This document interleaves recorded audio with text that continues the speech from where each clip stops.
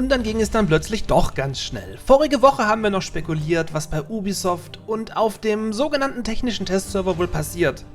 Und haben damit wohl erfolgreich eine Reaktion getriggert. Uns soll's recht sein und in diesem Sinne herzlich willkommen zu einer neuen Folge Die Siedler News.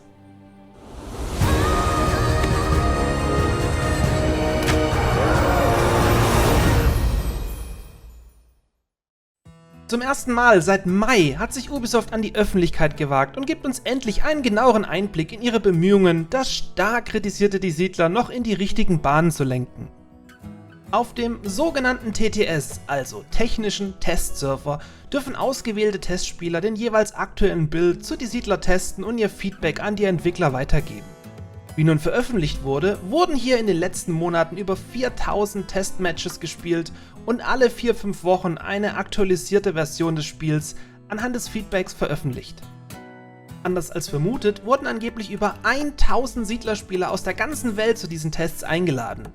Was etwas irritiert, da aus der Community praktisch niemand dabei zu sein scheint. Immerhin sollen in Kürze 500 weitere Spieler eingeladen werden, also meine Daumen sind auf jeden Fall für euch gedrückt. Ohne genau ins Detail zu gehen, wurde wohl in den letzten Wochen an der Wirtschaft und dem Kampfsystem geschraubt.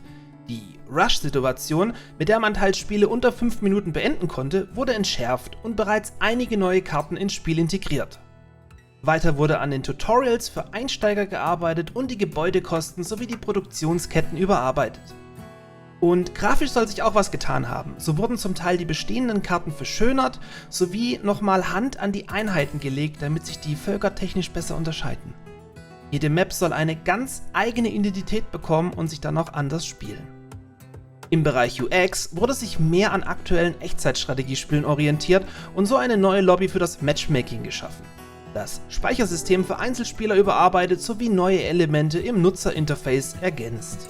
Darüber hinaus lassen sich jetzt Shortcuts selbst auf der Tastatur belegen. Hört sich erstmal gar nicht so schlecht an, man scheint sich aber immer noch in einem Prozess zu befinden, sprich die unzähligen Kritikpunkte anhand des Beta-Feedbacks aus dem Januar sind noch nicht behoben, was aber auch überrascht hätte. Auf die berechtigte Kritik, sich immer noch der Community zu verschließen, scheint man nun auch reagieren zu wollen und so sollen zumindest solche Update-News in regelmäßigen Abständen veröffentlicht werden. Wenn sich hier wieder was tut, erfahrt ihr es natürlich wie gewohnt in den Siedler-News. Dafür müsst ihr nur diesen kleinen Abo-Button betätigen und schon seid ihr immer up to date, auch wenn euch Ubisoft noch nicht zu den Testspielen eingeladen hat.